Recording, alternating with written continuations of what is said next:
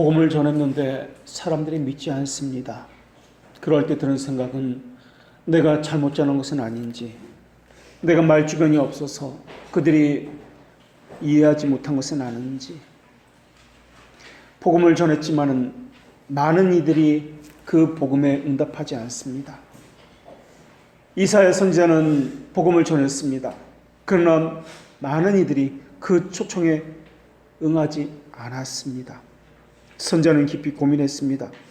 자신의 무능함을 탓하기도 했고, 왜 저같이 말주변이 없는 자를, 지식도 없는 자를 저들에게 보냈습니까? 마치 모세처럼 하나님께 하소연하기도 했을지도 모르겠습니다. 하나님은 왜 저들을 제게 보내주셨습니까?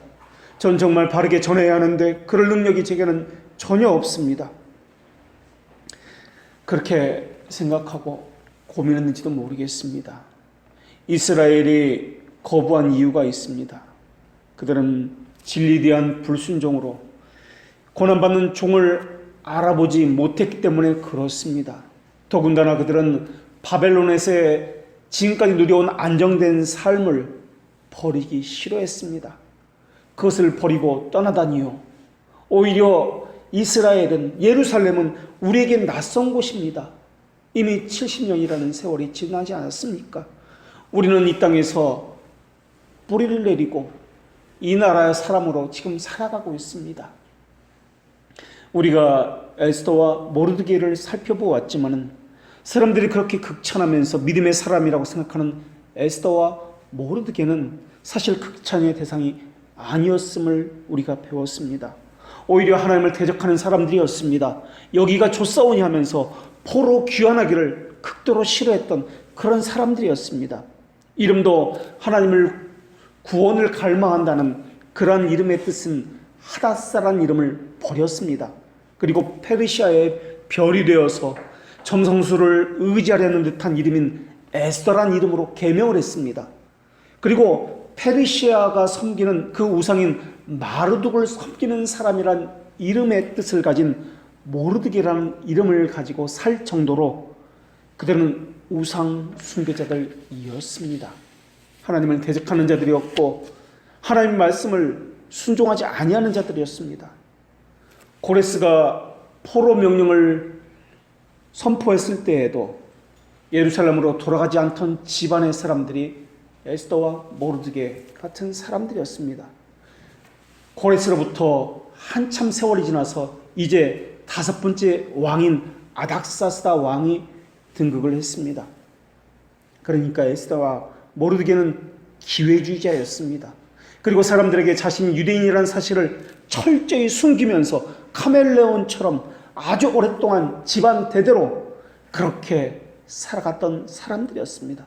더군다나 이방인과 통혼을 금지한 하나님의 명령을 배반한 사람들입니다. 오히려 이방인과 결혼하기를 원했고 권력을 얻고 싶어서 안달복달했던 그런 사람들이었습니다.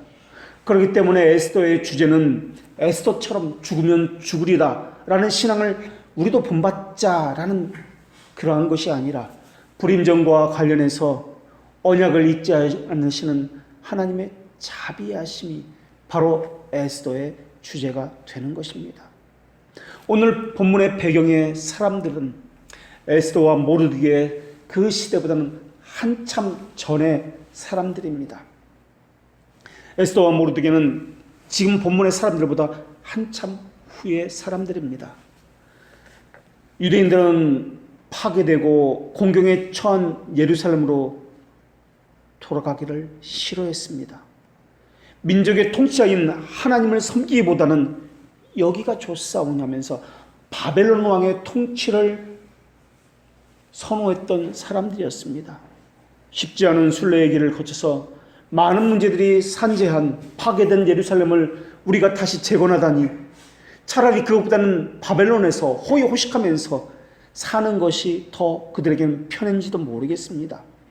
더군다나 너무나 오랜 시간이 지났기 때문에 히브리 말도 다 잊어버렸는지도 모르겠습니다.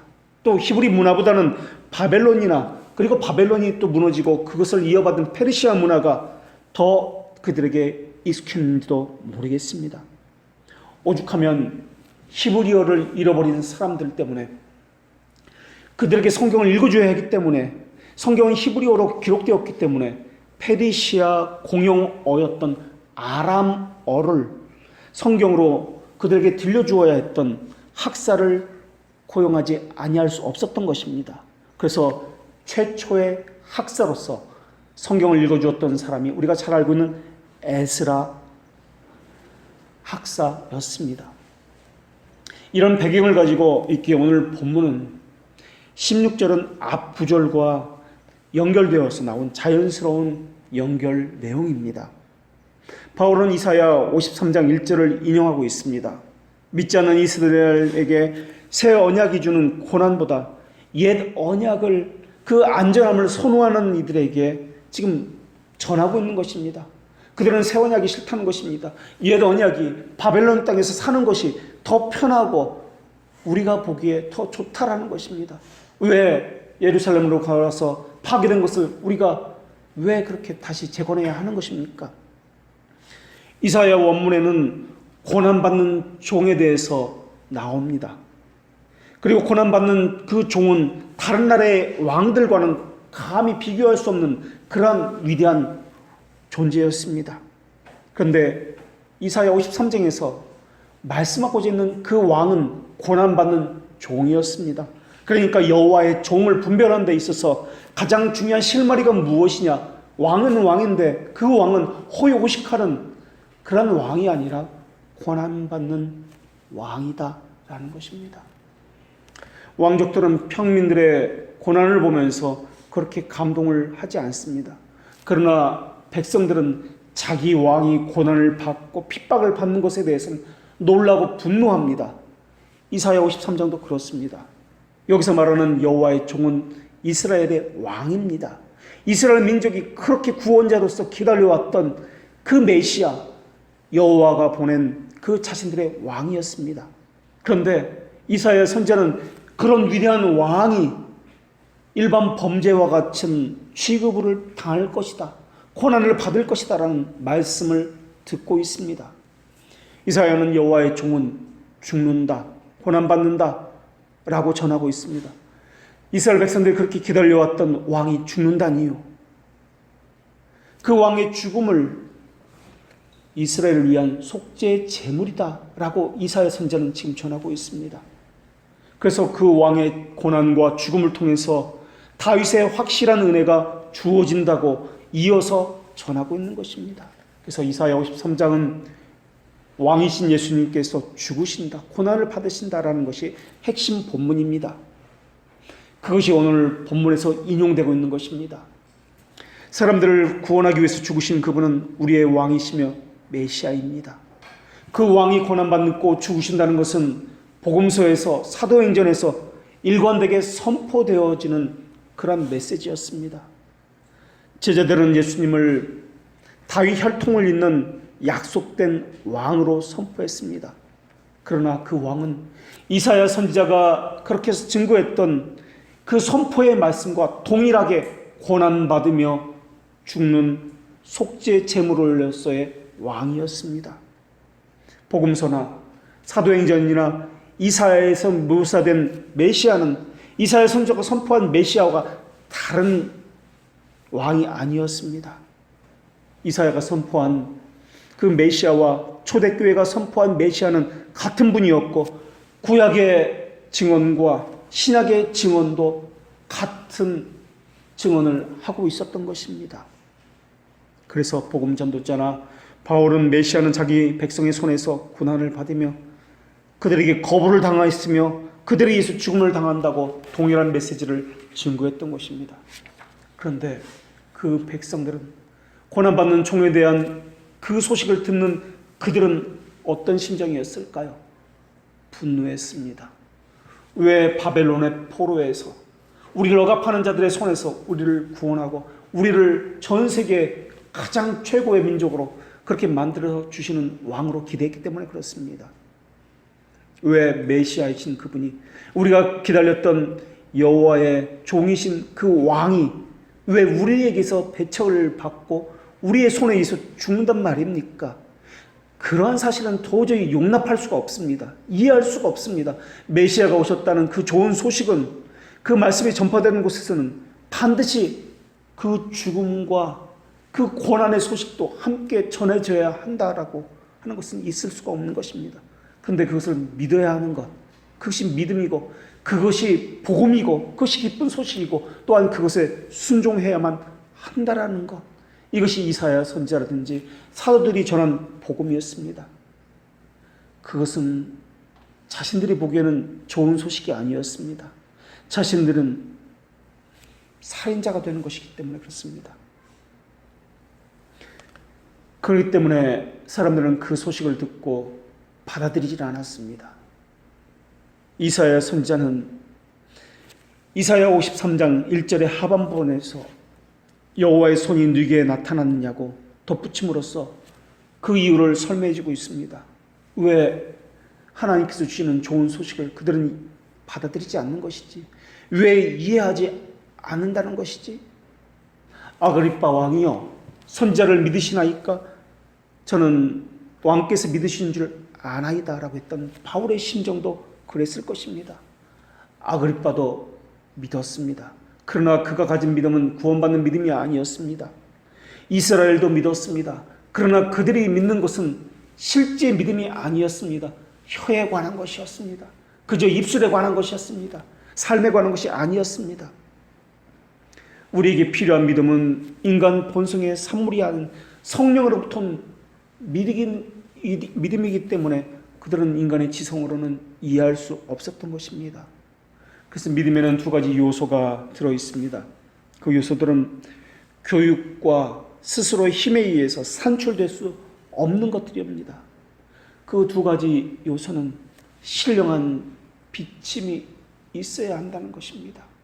마음을 움직이는 신령한 하나님의 신적인 능력이 있어야 한다는 것입니다. 그것이 없으면 사람은 거듭나지도 못할 뿐만 아니라 하늘로부터 오는 조명도 받을 수 없고 영적인 일에 마음을 기울일 수도 없다라는 것입니다. 결국 이사야 선지자가 말씀하고자 하는 것은 하나님께서 그분의 성령의 빛을 우리에게 비춰주셔야만 선포된 말씀에서 유익을 얻을 수 있다라는 것입니다. 아무리 복음이 선포되어도 그것이 그 백성을 살리는 일이다 할지라도, 또 그것을 전하는 자가 눈물을 흘리면서 간곡한 호소를 한다 할지라도, 심지어 자기 목숨을 버려서까지 그 복음을 증거한다 할지라도 성령께서 조명하지 아니하면 설교자가 전하는 복음은 다 소용이 없다는 것입니다. 이사야 선지자의 심정을 생각해 보십시오. 복음 전도자들과 사도들의 심정을 생각해 보십시오. 내가 전하는 설교는 다 소용이 없구나, 그 말을 하기까지 얼마나 많은 세월을 눈물로 보냈을지를 생각해 보십시오. 어쩌면 우리처럼 이사야 선지자도 복음을 전하면은 그 복음을 모두가 믿고 순종할 것이라고 생각했는지도 모르겠습니다. 교회를 개척하기만 하면 사람들이 몰려올 것이라고 생각했는지도 모르겠습니다. 그것은 하나님의 말씀이기 때문에 그 말씀을 전하면 모두가 여기에 말씀이 있사오니 하면서 몰려올 것이라 생각했는지도 모르겠습니다. 그런데 그것은 하나님의 말씀인데 나는 분명 하나님의 말씀을 듣고 전하고 있는데 왜 아무도 듣지 않는 것입니까? 왜 오히려 이를 갈면서 징후하고 떠나가는 것입니까? 자신의 무능을 탓했을지도 모르겠습니다. 더군다나 사람들은 저 목사가 잘못 전해서 무능해서 나는 믿지 못하는 것이다, 나는 이해할 수 없는 것이다 라고 비난했을 것입니다. 왜 교회가 부흥이 안 되는지 목사 때문이라고 손가락질지도 모르겠습니다. 또 어떤 사람은 신령한 것에 맛만 보고서 얼마 후에 이것이 아니다 하고 떠나갔을지도 모르겠습니다. 처음에는 열심도 있었고 순종도 있었지만 신령한 것에 마음을 기울이는 것처럼 보였지만 잠시 후에는 그것은 아니다 라고 비정한 사람처럼 교회를 등지고 떠나간 사람도 있었을 것입니다. 믿음의 기반은 사람 위에 세워지는 것이 아니라 신적인 기반 위에 세워진다고 하지만은 그것을 깨닫기까지의 수많은 범민의 밤은 그 이루 말할 수 없을 것입니다. 이사야 선지자나 사도들이나 복음을 전하는 자들이나 오늘날 하나님의 말씀을 전하는 자들의 심정은 동일할 것입니다. 그때 할 수 있는 것은 하나님의 자비하심만을 바라보는 것 외엔 없을 것입니다. 제가 이렇게 간곡히 하나님의 말씀을 전했는데 주여 우리가 전한 것을 누가 믿었나이까? 그들은 제가 전한 복음을 믿지 아니하였으며 순종하지 아니하였나이다. 이것이 이사야 선지자가 하소연하는 오늘 본문의 내용입니다.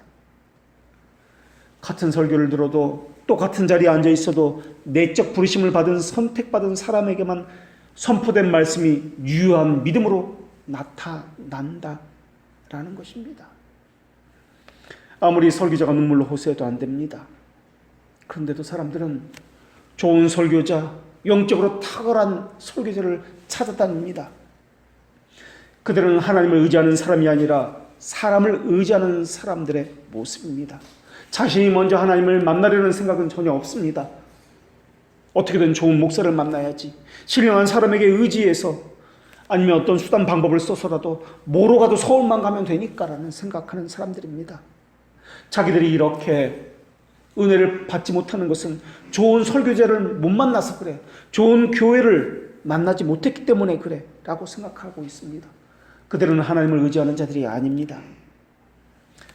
또 어떤 사람들은 놀라운 기적을 보면은 회심할 것이다 라고 생각합니다. 그래서 하나님 제발 한 번만 보여주십시오. 병을 고쳐주십시오. 한 번만 이것만 성공하게 해주십시오. 수많은 사람들이 이런 생각 속에서 살아가고 있습니다. 무슨 이적적인 기적을 체험하든지 아니면 초자연적인 하나님의 은혜가 베풀어지는 것을 목격하면 의심을 다 떨쳐버리고 즉각적인 그리스도인이 될 것처럼 그들은 상상하고 있습니다. 그러나 그건 역시 그렇지 않습니다. 우리가 진정한 그리스도인의 제자가 되기 위해서는 성령께서 우리 속에 새 마음과 새 본성을 심으셔야만 가능합니다. 이것이 없으면 이적을 보아도 그것은 일시적인 감동만 약간 일어날 뿐입니다. 신기한 것이 지나면은 그 다음에는 유대인들처럼 냉랭해지고 불신앙의 상태 그대로 있을 것입니다. 출애굽한 백성들이 이적을 못 봐서 그렇게 강팍해진 것입니까? 예수님의 제자들이 놀라운 이적을 체험하지 못했기 때문에 예수님을 이해하지 못했고 예수님을 배반한 것입니까? 그렇기 때문에 오늘날 일어나는 불신앙과 무관심과 강팍함이 팽배해진 것을 보고 놀랄 이유가 없을 것입니다. 오히려 그 같은 사실 때문에 인간의 전적 부패와 전적 타락이 저 강력한 기초 교리를 입증해주는 증거만 될 뿐입니다. 우리가 그 교리를 잘 이해하지 못하고 그것을 붙잡지 아니하고 무늬만 붙잡는다고 말을 하고 있기 때문에 사람들이 내가 전하는 복음을 듣지 아니하고 믿지 않기 때문에 그렇게 놀라는 것입니다. 마음이 간교하다는 성경의 진리를 그 사람은 절반밖에 믿지 않기 때문에 그렇습니다. 왜 저들이 믿지 않지? 이런 생각은 성경을 좀 더 주의 깊게 읽어보고 그 내용들을 신뢰하지 않기 때문에 생기는 것입니다. 믿지 않는 것은 당연합니다. 성경을 보면은 예수님께서 이정을 행하시고 말씀을 전하시는 데 있어서 거의 모든 사람들이 동일하게 변화가 없었습니다. 그대로 그 자리에 있었습니다. 오히려 하나님 보내신 예수님을 배척했고 십자가에 못 박아 죽였습니다. 현대의 설교를 듣는 사람들이 전혀 믿지 않는다고요? 변하지 않는다고요? 놀랄 만한 이유가 없습니다. 그리스도의 말씀을 듣고도 변하지 않는 사람들이었는데 어떻게 설교자의 말씀을 듣고 그들이 변할 수 있단 말입니까? 오히려 그들이 완악하고 강팍하고 불신앙을 가졌다는 것은 성경이 더 참되다는 증거를 그들에게 말하고 있을 뿐입니다. 그들의 마음은 교만하고 완악합니다. 그들은 통제받는 것을 원하지 않습니다. 비록 통제하는 것이 사람이 아니라 하나님이라 해도 말입니다. 그들은 오히려 사단에게는 양보하고 성령에게는 저항하는 심정을 가졌습니다. 그들의 마음은 만물보다 거짓되고 심히 부패했기 때문에 그렇습니다. 그들은 영혼에 유익되는 것보다는 오히려 더러운 것과 험한 것을 추구하는 것을 좋아할 뿐입니다. 그들은 믿지 못하는 마음을 가졌기 때문에 그러하며 하나님으로부터 돌이켜 죄를 향하는 마음을 가졌기 때문에 그렇습니다. 그들은 할례 받지 못했기 때문에 그러하며 하나님의 거룩한 말씀을 받기에 준비가 되지 않았기 때문에 그렇습니다.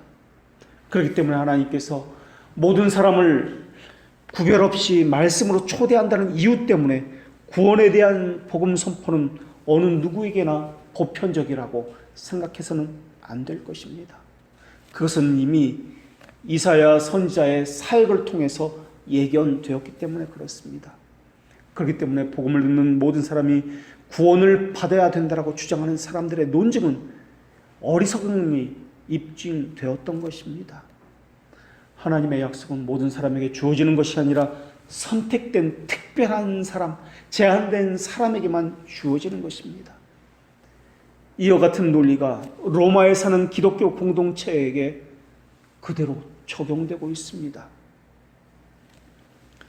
그리스도는 백성들을 인도하는 다윗의 자손이었고 자기 생명을 바쳐서 사탄의 권세를 끊기를 그렇게 행했던 그러한 분이었습니다. 그리고 구약 백성들이 그렇게 기다렸던 메시아였습니다. 그런데 자신들이 그렇게 기다렸던 메시아를 그들은 믿지 않았습니다. 오히려 그것을 전하는 선지자들을 배척했습니다. 수많은 선지자들이 동일한 말씀을 전했는데도 말입니다. 이사야 선지자, 예레미야 선지자가 어떤 이적을 행했다고 성경은 기록하지 않습니다. 놀라운 일을 행했다고 기록하고 있지 않습니다. 그러니 얼마나 자신의 무능력에 대해서 그러한 선지자들은 자기 탓을 했을까 생각해 보시기 바랍니다. 구약에 나오는 언약은 오늘 본문에서도 동일하게 적용되고 있습니다. 로마에 있는 교인들은 구약의 이사야 선지자처럼 그렇게 답답한 마음을 가지고 있었는지도 모르겠습니다. 도대체 누가 믿는단 말입니까? 복음을 전했으나 아무도 믿지 않습니다. 그게 바울의 심정이었고 로마 교인들의 심정이었는지도 모르겠습니다. 그러나 전하지 아니하는 것과 그럴 거라고 미리 짐작하면서 전하지 아니하는 것과 열심히 복음을 전하나 실제로 믿는 사람은 하나도 없는 것과는 큰 차이가 있습니다. 그렇게 살아보고 실패하는 것과 그렇게 살지도 않고 어차피 나는 실패할 거야, 그러니까 막 살아도 되는 거야 라고 하는 것은 큰 차이가 있다는 것입니다. 복음 선포는 하나님께서 정하셨기 때문에 그렇습니다. 생명의 위협이 따른다 할지라도 그것은 반드시 전해져야 하는 것입니다. 그리스도의 말씀은 믿음을 낳기에 그렇습니다. 그렇기 때문에 그 말씀이 선포되는 것이 중요하다라고 하나님은 오늘 본문을 통해서 말씀하고 계십니다. 그런데 어떤 사람들은 구원은 하나님의 주권이니까 우리가 복음을 전하지 않아도 구원받을 사람은 구원받을 것이고 구원받지 못할 사람은 우리가 전도해도 구원받지 못할 것이라고 생각합니다. 무지한 자라는 말의 뜻은 그 근본에 들어가면 학식이 부족하다는 말도 있지만 그것보다는 알려고 하지 않은 완고함을 의미합니다. 게으름이라고 하는 것은 아무것도 하지 않으려는 것이 아니라 내가 미리 판단하고 옳고 그름을 정해서 하는 것을 의미합니다. 내가 보기에, 내가 느끼기에 라는 뜻입니다. 이들은 자신의 책임과 게으름을 하나님에게 전가시키는 자들입니다. 모두 듣는 것은 아니지만은 모두 듣는다고 해서 모두가 다 복음에 순종하는 것은 아니다라는 것이 오늘 본문의 말씀입니다. 복음을 전할 때 바울을 핍박한 것은 이방인들이 아니었습니다. 바울은 믿지 않는 이방인들보다 오히려 말씀에 순종하다고 하는 자부하는 유대인들에게 위협을 받았습니다. 그들은 교회 생활을 잘한다고, 잘 믿는다고 생각했던 그러한 사람들이었습니다. 유대인들은 바울이 교회의 전통을 배신했다는 이유로 흥분했습니다. 바울을 향해서 분노했습니다. 거짓된 종교적인 아집은 종종 폭력과 불의를 불러옵니다. 그러나 그것은 성경이 지지하는 바가 아닙니다.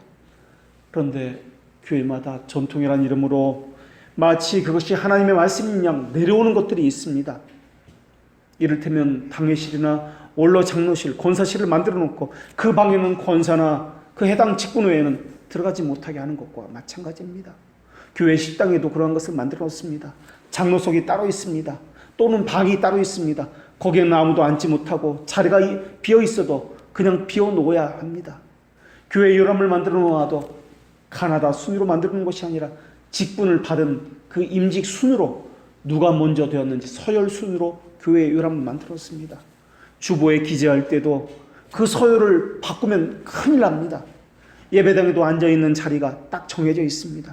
어떤 교회는, 우리 교회는 매년 연초에 40일 새벽 기도가 전통이니까 그것을 빠지면 직분자가 될 수 없다라고 그렇게 정해놓습니다. 이러한 것들은 성경이 지지하는 것이 아니라 장로의 유전일 뿐입니다. 헌데 이러한 것을 없애려고 하면은 왜 우리 교회 전통을 없애려고 하십니까? 최소한 많은 사람의 공격을 받을 것입니다. 만약에 어느 목사가 어느 교회에 부임했을 때 찬양대는 성경이 지지하는 바가 아닙니다. 그래서 찬양대를 없애보려고 해보십시오. 난리가 날 겁니다. 더군다나 그 찬양대는 분명 수많은 직분자가 있었기 때문에 그럴 것입니다. 어느 목사가 성탄절을 없앤다고 생각해 보십시오. 어떤 일이 일어날까요? 모르긴 몰라도 그 교회에서 오래 버티지 못할 것입니다. 성경대로 하고자 하는데 왜 반발이 있는 것입니까? 왜 성경대로 하는 것을 싫어하고 그것을 배척하고 있는 것입니까? 첫째는 무지하기 때문이고, 둘째는 자기 생각을 맹신하기 때문에 그렇습니다. 그들은 하나님을 섬기는 자가 아니라 자신의 생각, 자신의 그 부패한 것들을 섬기는 이들입니다. 성령님은 복음을 통해서 우리 양심의 인을 치시는 분이시며, 양심을 주관하시는 분은 오직 하나님 외에는 없습니다. 하나님이 원하시는 것은 맹목적인 순종이 아닙니다. 양심을 증언하시는 하나님을 욕보이면 안 됩니다. 그래서 진리인 복음만이 선포되어야 합니다. 복음은 순전한 말씀, 진리가 선포되는 것을 전제로 합니다. 하나님 말씀만이 진리이기 때문에 그렇습니다. 하나님 외에 다른 것이 우리의 양심을 주관해서는 안 됩니다. 교회의 전통이라 불리는 것도 안 되고, 목사가 그들의 양심을 주관해서도 안 됩니다. 그런데 사람들은 다른 사람의 양심을 주관하려고 하고 있습니다. 하나님은 예수 그리스도를 통해서 신앙이나 예배에 관한 일에 대해서 사람들의 잘못된 교훈과 계명으로부터 우리의 양심을 해방시켜 주었습니다. 그래서 그리스도인의 자유를 우리에게 주셨습니다. 그런데 사람들은 사람들이 만든 교훈, 이것을 믿거나 순종하는 것으로 인해서 그리스도께서 주신 그 양심의 자유를 배반하도록 만들고 있습니다. 거기다가 사람들은 참된 복음은 듣기 싫어합니다. 사람들의 교훈과 거짓 복음에는 마음을 쉽게 주어버리고 그것을 철석같이 믿어버립니다. 그들의 무지가 그들을 지배하기 때문에 그렇습니다. 자기가 무지한지도 모릅니다. 무지가 지배하면 죄는 그 사람을 쉽게 지배할 것입니다. 모든 죄악된 지배는 무지에 의해서 힘을 부여받기 때문에 그렇습니다. 사탄은 어둠의 왕이라 불립니다. 그래서 사탄은 사람을 무지로서 눈멀게 함으로써 그들을 지배하고 자기 왕국을 세우는 것입니다. 그렇기 때문에 회심하지 않은 사람은 하나님의 말씀과 지식에는 반대합니다. 그들은 죄를 식별하지 못하고 죄를 미워하지 않습니다. 그래서 복음에는 순종하지 않습니다. 그리고 거짓 복음에는 목을 메고 그것을 쫓아다니면서 맹종하고 맹신하는 것입니다. 이 맹종과 맹신은 양심과 이성의 자유를 파괴하는 일입니다. 그런데도 그것을 요구하는 교회나 터무니없는 그 요구에 그러한 목사를 더 추종하고 그런 사람을 향해서 카리스마 있다라고 더 따르고 있는 것이 오늘날 실정입니다. 우리의 신앙 고백에는 양심의 자유라는 교리를 분명하게 진술하고 있습니다. 양심은 믿음과 의무의 문제와 관련해서 오직 하나님의 권위에만 복종하라, 하나님의 말씀에만 복종하라고 말씀하고 있습니다. 인간의 전통과 계명에 복종해서는 안 된다. 그것으로부터 자유하라고 말씀하고 있습니다. 만약에 인간의 권위에 복종하는 것은, 하나님의 말씀에 위배되는 교리를 믿는다는 것은, 그런 계명에 복종한다는 것은 양심의 참된 자유를 배신하는 것입니다. 국가 공직자이든 목회자이든 남편이든 직장의 상사이든 무조건적인 신뢰와 맹목적이고 절대적인 복종을 요구하는 것은 양심의 자유를 침해하는 것입니다. 그런데 이 양심의 자유가, 이 양심의 권리가 세상 통치자와 교회 지도자들에 의해서 너무나 자주 침해를 받아왔다는 것입니다. 어떤 목사는 목사 스스로 권위로 양심을 속박하는 율령을 집행할 수 있다고 가르치고 있습니다. 그리고 교인들이 그것을 어길 경우에 하나님의 형벌을 받는다고 협박하고 있습니다. 실제로 교인들을 윽박지르고 있습니다. 강요하고 있습니다. 성경에 근거가 없는 의식들과 절기들과 예전들로 프로그램으로 수없이 만들어서 예배를 행하고 있습니다. 자신들이 만들어낸 것에 절대적으로 많은 신뢰를 보내고 있습니다. 그리고 그 명령에 무조건 복종하라고 요구하고 있습니다. 그 교리는, 그들이 만들어낸 그 규례는 전행적인 횡포를 일삼고 있습니다. 하나님의 권위를 찬탈하고 있습니다. 그런데도 그에 대해서 반발하는 자는 믿음에서 떨어진 자라고 그렇게 이야기하고 있습니다. 지고하신 주님이시고 입법자이신 하나님에게 속한 권위를 찬탈하는 행위를 하고 있는데도 말입니다. 성경은 입법자와 재판관은 오직 한 분이시니 그분만이 능히 구원하기도 하시며 멸하시기도 하시니라 라고 우리에게 말씀하고 있습니다. 신자는 자신의 모든 삶의 그 기준을 무한 잣대인 성경에 비추어서만 살피고 또한 판단해야 합니다. 합법적인 권위를 지닌 상급자가 하나님의 말씀에 어긋나는 것이라면, 믿음과 예배에 관한 문제에 있어서 어긋난 것을 복종하도록 강요하고 있다면 그 명령은 잘못된 것입니다. 그것을 분명히 거부할 수 있는 양심이 우리에게 있습니다. 그래서 맹종은 진리를 미워합니다. 무지는 복음을 증오합니다. 그래서 진리를 가진 사람은 무지에게, 맹종에게 핍박을 받을 수밖에 없는 것입니다. 믿음은 들음에서 난다는 말씀은 들었기 때문에 믿음이 생긴다는 말이 아닙니다. 하나님께서는 복음이라는 도구를 사용하셔서, 진리라는 그 도구를 사용하셔서 우리를 듣게 하심으로 믿음을 심으시고 살아있도록 하신다는 뜻입니다. 그래서 이사야 선지자는 오래전에 그리스도의 나라를 구별하는 표시를 우리에게 주었습니다. 너희 위에 있는 나의 신과 너희들 입에 둔 나의 말이 이제부터 영영토록 너희 입에서와 너희 후손의 입에서와 너희 후손의 후손의 입에서 떠나지 아니하리라. 하나님께서는 이사야 선지자를 통해서 이렇게 증언하도록 하셨습니다. 이것은 하나님께서는 교회에 하나님의 진리만을 주셔서 교회를 통해서 영적 그 진리만으로 교회를 성장하시겠다 하시는 말씀입니다. 그리고 그것을 무시하는 자들은 멸망에 이르겠다라는 말씀입니다. 이것이 믿음이 들음에서 난다는 의미입니다. 하나님께서는 이미 거룩한 회중이 성소 앞에 모이기를 원하셨습니다. 거기서 제사장의 입을 통해서 교리를 들음으로써 믿음의 일치를 얻게 하셨습니다. 그래서 성전을 하나님께서는 하나님이 쉴 곳이다 라고 부르셨고, 지성소를 하나님이 거하시는 곳이다 라고 불렀습니다. 이 영광스러운 칭호를 사용하는 것은 다만 하늘 교리를 전파하는 일에 있어서 사람의 존경과 사랑과 경외하심과 위엄을 얻게 하기 위해서였던 것입니다.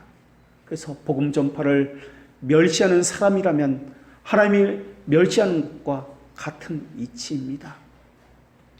하나님의 권능은 외적 수단에 제한되지는 않지만은 가르침이라는 평범한 방법인 설교라는 방식에는 우리를 제한시켜 두셨다는 것을 기억해야 할 것입니다. 거짓된 자들은 하나님이 제한시켜 놓은 이 방법을 무시합니다. 교만과 자만심으로 가득 차서 스스로 성경을 읽고 스스로 연구해서 거기서 충분한 유익을 얻을 수 있다고 그들은 생각합니다. 그렇기 때문에 하나님은 하나님의 백성이 점이나 요술이나 초원술이나 기타 미신에 빠지는 것을 금하신다는 말씀을 하신 이후에 바로 이어서 그들에게 완전한 만족을 주시겠다고 하시면서 너희들 가운데 항상 선지자가 있을 것이다 라고 말씀해 주셨다라는 것입니다. 하나님은 구약의 백성들을 천사들에게 맡기지 않았습니다. 하나님께서는 선지자들을 세우셨고 교사들을 세우셔서 그들을 천사들의 직책을 신실하게 수행하게 한 것처럼 사람을 사용해서 가르치게 하셨다라는 것입니다. 하나님은 옛날에 율법으로 충분치 못하다고 생각하셨기 때문에 제사장을 해석자로 삼아서 율법의 참뜻을 그들의 입을 통해서 배우도록 하셨습니다. 그것 때문에 지금도 동일하게 교사를 세워서 하나님께서는 말씀을 전해주고 해석해 하십니다. 그래서 외적인 이 복음 선포를 통해서만 교회가 세워지도록 하신 것입니다. 구약 성도들이 성소 앞에 모이라는 명령을 받은 것도 이것 때문에 그렇습니다. 우리를 태어나게 하시고 우리 생명을 유지하시는 하나님의 전능하신 일하심은 수단을 배제하지는 않습니다. 하나님의 무한한 지혜와 선하심을 따라 수단을 사용하셔서 하나님의 권능을 행하십니다. 그러나 듣는 이에게, 믿음을 가져야 하는 이에게 그 수단은 반드시 복음 선포여야 한다라는 것은 하나님께서 정하셨다라는 것입니다. 그리고 그 복음이 사람을 회심시켰고 믿음으로 이끌었을 때에는 반드시 그 원인을 전적으로 하나님께만 돌려야 합니다. 내가 복음을 들었기 때문에, 내가 복음을 선포했기 때문에라고 말해서는 안 된다는 것입니다. 그러나 알미니안들은 믿고 회개할 수 있는 원인을 사람에게서 찾았습니다. 내가 복음을 들었기 때문에, 내가 복음을 수용했기 때문에 라고 이야기합니다. 그러나 도르트 신조는 이것을 전적으로 부인하고 있습니다.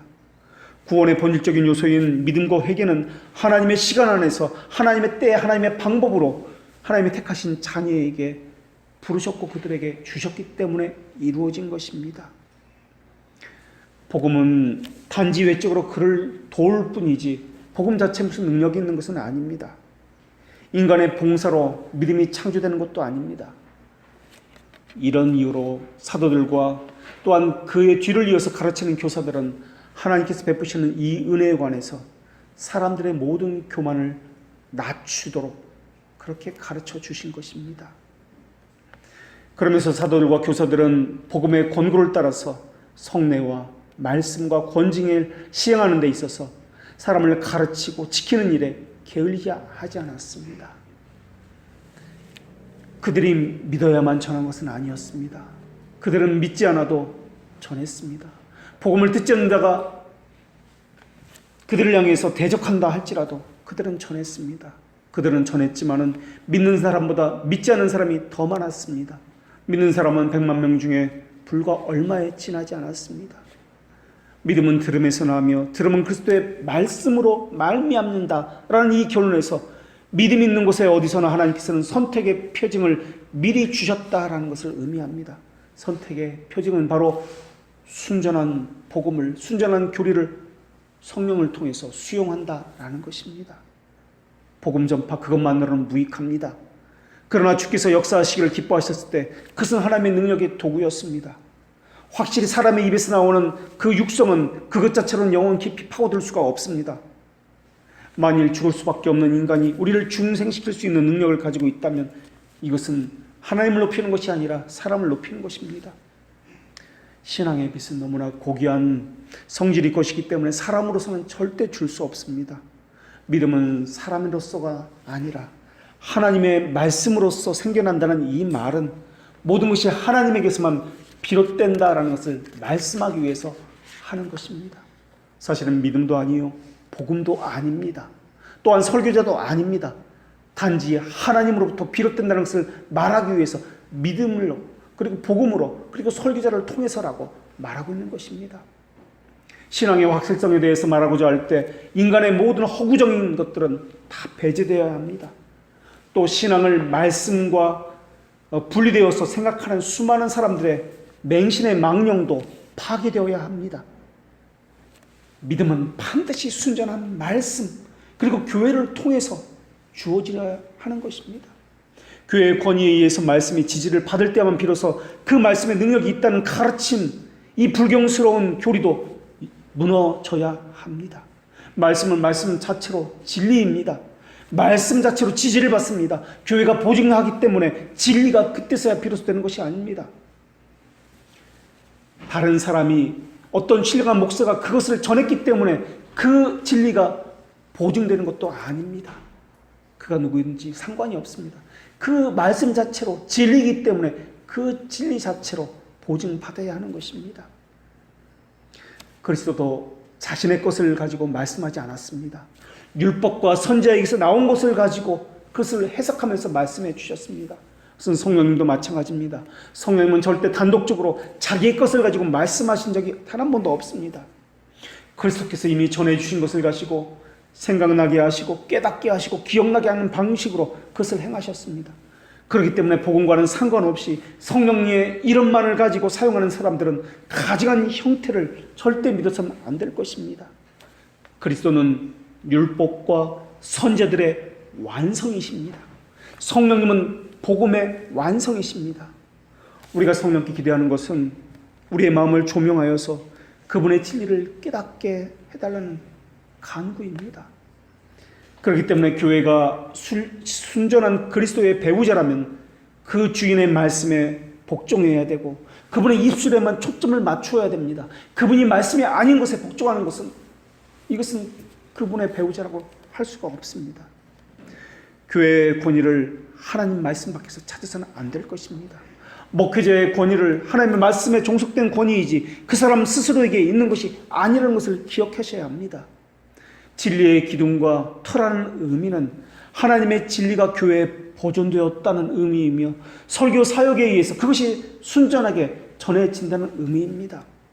주님의 말씀은 신실하게 보존되어야 하며 순결하게 유지되어야 합니다. 주님의 입에서 나오는 말씀을 들으라는 명령을 받은 것도 마찬가지입니다. 다른 그 말씀 그것 외에 다른 것을 고안하지 말라, 그것을 믿지 말라라는 것입니다. 이 의미는 자신을 전달하는 것이 아니라 자기 것이 아니라 주님의 것을 전달해야 한다는 뜻입니다. 명령받은 것 이상의 것을 가르쳐서는 안 된다는 뜻입니다. 교회를 세우는 유일한 방법은 교인들 스스로 그리스도의 권위를 보존하기 위해서 그렇게 그 말씀에 순종하는 것 외에는 없습니다. 그분만이 교회의 주인이시고 교사이십니다. 그래서 하나님은 저의 말을 들으라 라고 말씀하셨던 것입니다.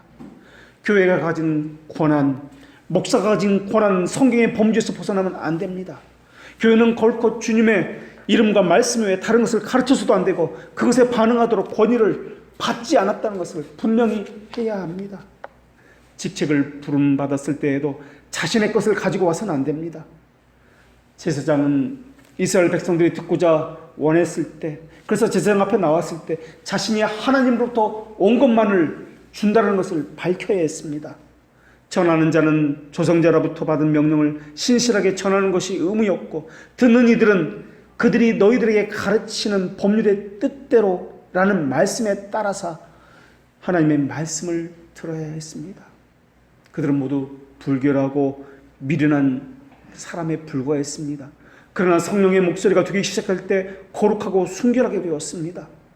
이렇게 받은 것 외에는 아무것도 말하지 않았을 때 선지자들은 그때서야 비로소 큰 권능과 뛰어난 이름을 받았습니다. 선지자는 율법의 단순한 해석자였습니다. 그것은 그리스도도 마찬가지였습니다. 그렇기 때문에 율법과 선지자들에게 포함되지 않은 것을 교회에 주신 일이 절대 없다는 것을 기억해야 합니다. 교회에 주신 유일한 교훈은 무엇을 하든지 하나님 말씀의 법규와 규칙을 따라야 한다는 사실입니다. 그러나 로마 가톨릭의 신학에 의하면 만일 어떤 사람이 죄를 범하면 그 사람을 하나님께로 향하도록 마음을 고쳐먹어야 하며 그 사람은 이런 방식으로 하나님께 접근하도록 그들은 가르쳤습니다. 그들이 전했던 첫째 방식은 상한 마음으로 자신의 잘못된 행동에 대해서 인정이 있어야 한다고 이야기합니다. 그들이 전했던 둘째 방식은 자기 입으로 자신의 죄를 고백해야 한다고 전했습니다. 세 번째는 그 사람 스스로 선을 행함으로써 자신의 잘못을 고쳤다는 것을 보여야 한다고 했습니다. 이 교육은 겉으로 보기에는 아무런 문제가 없어 보입니다. 그러나 이것은 거짓 복음입니다. 죄인들에게 위로를 주지 못하는 다른 복음입니다. 그 이유는 몇 가지가 있는데, 과연 누가 마음을 충분히 상하게 했는지, 죄를 깊이 누쳤는지 어떻게 알 수 있느냐 하는 것입니다. 그 기준이 없습니다. 어떤 사람이 합당하게 고백했는지, 또 어떤 사람이 마음을 고쳐먹고 충분한 선행을 했는지 어떻게 할 수 있느냐 하는 것입니다. 그들의 기준은 항상 사람에게 있습니다. 그것을 판단하시는 분은 그들에 의하면 사제입니다. 루터가 로마 카톨릭에서 회심하기 전에 늘 가졌던 생각은 내가 어떻게 하나님 앞에 의롭게 될 수 있는가 하는 것이었습니다. 이것을 통해 우리도 같은 질문을 받습니다. 나는 정말 용서받았단 말인가? 나의 죄는 용서받기 너무나 엄청나지 않은가? 나의 죄는 합당하게 고백했는가? 나의 겸손은 충분히 그 깊이를 가졌는가? 그때 우리는 무엇이라 말해야 합니까? 우리가 용서받은 근거를 어디서 찾아야 하는 것입니까? 우리가 하는 것은 다 불확실한 거 아닙니까? 어떤 사람은 자신의 느낌을 가지고 하나님이 나를 버리셨다, 떠나셨다, 나의 기도를 듣지 않는다라고 그렇게 느낌을 가지고 이야기합니다. 사람의 기준이며 감정이며 평가의 잣대가 다 사람에게 있습니다. 믿음은 들음에서 난다라는 이 의미는 듣는 것이 없으면 믿음은 나지 않는다는 말씀입니다. 여기서 듣는 것은 순전한 교리, 그러니까 잣대가 항상 하나님의 말씀이다. 사람이 아니라 하나님이 기준이다라는 뜻입니다. 그런데 어떤 이들은 유전적으로 믿는 가정에 태어나면 믿음이 생겨나는 것처럼 말합니다. 또 어떤 이들은 좋은 전통에 있는 그러한 교회를 다니면 믿음이 저절로 생겨날 것처럼 생각합니다. 거기서 좋은 말씀을 듣기 때문이라고 그들은 이야기합니다. 그러나 믿음은 혈육으로나 육적으로나 사람의 뜻으로 나지 않습니다. 어떤 프로그램에 참여하는 것으로 믿음이 나지 않습니다. 예배에 참여했다고, 교회가 하는 어떤 봉사나 섬김에 참여했다고 믿음이 나는 것이 아닙니다. 믿음은 느낌이나 감정에 의해서 생겨나는 것도 아닙니다. 격렬한 기쁨, 울거나 하는 감정에서 생각하는 사람도 있습니다. 믿음은 감정도 아니고 느낌도 아니고 자기 상상에 의해서 나는 것도 아닙니다. 꿈과 환상에 의해서 나는 것도 아닙니다. 환상은 이기도였던 느부갓네살 왕도 보았습니다. 거짓 선지자 발람도 천사를 보고서 나는 의인의 죽음같이 죽기를 원하지 않는다고 그렇게 결단했던 사람입니다.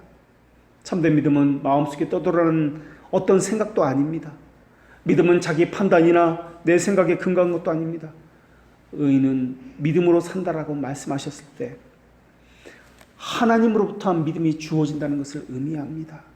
의인과 악인의 차이가 있는데 악인은 눈에 보이는 것만 가지고 가치 판단을 한다는 것입니다. 그래서 이 세상이 보기에는 의인보다는 악인이 더 지혜롭다고 보여집니다. 세상이 원하는 대로 상황에 따라서 수시로 가치관이 바뀌어지면서 변하면서 사는 것이 지혜라고 여기는 것이 이 세상이기 때문에 그렇습니다. 이것을 가리켜서 성경은 신실하지 못하다, 믿음이 없다라고 이야기합니다. 그때그때 기준이 바뀌기 때문에 그렇습니다. 그러나 참된 믿음은 오직 하나님만이 기준이며 하나님의 말씀에만 근거합니다. 그래서 하나님께서 그를 지키시고 보존하십니다.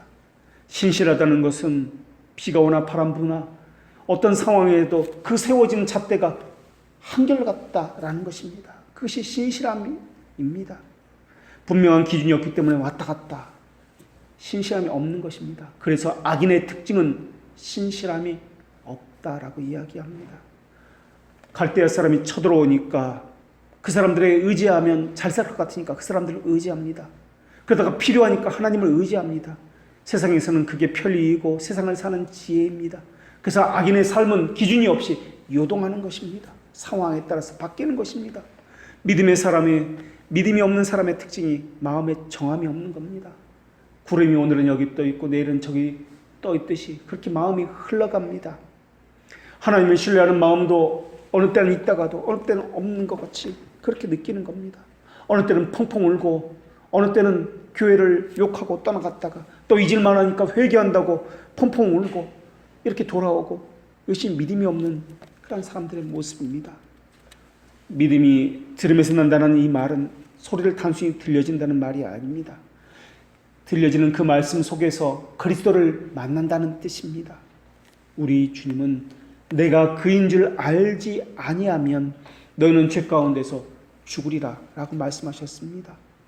듣는다는 것은 활자화된 하나님의 말씀 속에서 하나님의 음성을 듣는 것을 말하는 것입니다.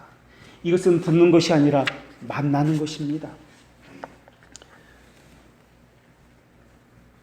만일 우리가 조금이라도 하나님 앞에서 나타난다면 또 우리 자신의 어떤 피조물을 신뢰하면 우리는 소멸되고 말 것입니다.